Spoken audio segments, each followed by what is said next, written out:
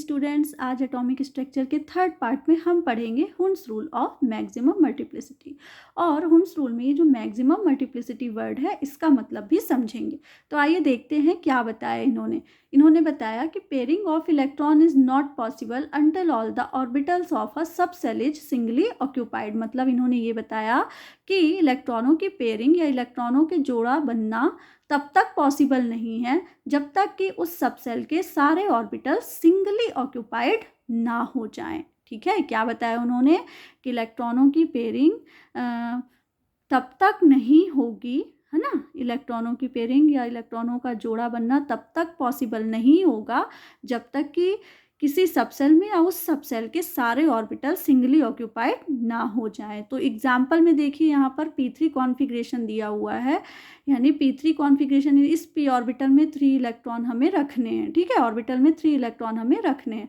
तो अब देखिए, या तो ऑर्बिटल में 3 इलेक्ट्रॉन आप इस तरीके से रख दीजिए या तो इस तरीके से रख दीजिए। ठीक है, अब हमें क्या करना है, इस ऑर्बिटल में इन इलेक्ट्रॉनों की S वैल्यू निकालनी है। तो पहले हम इस ऑर्बिटल में आते हैं, तो हम देखते हैं यहाँ पर S की वैल्यू निकालेंगे। तो S इक्वल होता है समेसन S इक्वल, यहाँ पर इस इलेक्ट्रॉन का हो गया प्लस हाफ, इस इलेक्ट्रॉन का हो गया माइनस हाफ और इस इलेक्ट्रॉन का हो गया प्लस हाफ। तो टोटल S की वैल्यू कितनी आ गई, प्लस हाफ। अब देखिए यहाँ पर, देखिए इस ऑर्बिटल में इलेक्ट्रॉनों की S की वैल्यू फाइंड करते हैं। तो S इक्वल इस इलेक्ट्रॉन का प्लस हाफ, इस इलेक्ट्रॉन का प्लस हाफ और इस इलेक्ट्रॉन का प्लस हाफ, यानी टोटल S की वैल्यू इसमें कितनी आ गई, 3/2 आ गई। ठीक है, अब आपने सुना होगा स्पिन मल्टीप्लिसिटी। तो स्पिन मल्टीप्लिसिटी का फॉर्मूला क्या होता है, 2s + 1। तो देखिए यहाँ पर हम इस ऑर्बिटल के इलेक्ट्रॉनों की स्पिन मल्टीप्लिसिटी निकालते हैं। ठीक है, तो अब यहाँ पर देखिए रख दीजिए formula, 2s + 1 equal 2 into S की वैल्यू कितनी है, 1/2। तो 2 इंटू 1/2 + 1 इक्वल कितना आ गया, 2। ठीक है, यानी इस ऑर्बिटल का इस ऑर्बिटल की स्पिन मल्टीप्लिसिटी कितनी आ गई, 2। अब इस देखिए इन ऑर्बिटल के इलेक्ट्रॉनों की निकालते हैं।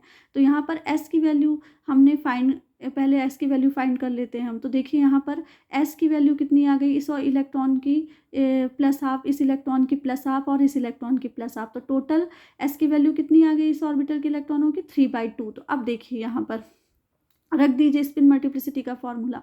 तो क्या है, 2s + 1। तो 2 इंटू S की वैल्यू कितनी आई है, 3/2 + 1। तो यहाँ पर 2 से 2 कट कर दीजिए, क्या आ जाएगा, 3 + 1 = 4। तो यहाँ पर अब कितनी, यानी इन ऑर्बिटल के इलेक्ट्रॉनों की स्पिन मल्टीप्लिसिटी 2 है और यहाँ पर इस ऑर्बिटल के इलेक्ट्रॉनों की स्पिन मल्टीप्लिसिटी कितनी है, 4 है। ठीक है, तो अब हमें क्या करना है, तो यहाँ पर हमें देखना है स्पिन मल्टीप्लिसिटी किसकी ज़्यादा होगी। तो जिसकी स्पिन मल्टीप्लिसिटी ज़्यादा होगी हम उस स्पिन को चुनेंगे। ठीक है ना, हम क्या करेंगे, उस स्पिन को चूज़ करेंगे जिसकी मल्टीप्लिसिटी ज़्यादा होगी। ठीक है ना, मतलब जिसकी स्पिन मल्टीप्लिसिटी ज़्यादा होती है इलेक्ट्रॉनिक कॉन्फ़िगरेशन उसी की सेलेक्ट की जाती है। यही इस वर्ड का मतलब है, मैक्सिमम मल्टीप्लिसिटी का यही मतलब है कि जिसकी स्पिन मल्टीप्लिसिटी ज़्यादा होगी उसकी ही इलेक्ट्रॉनिक कॉन्फ़िगरेशन ही क्या किया जाएगा, सेलेक्ट किया जाएगा। ठीक है, यानी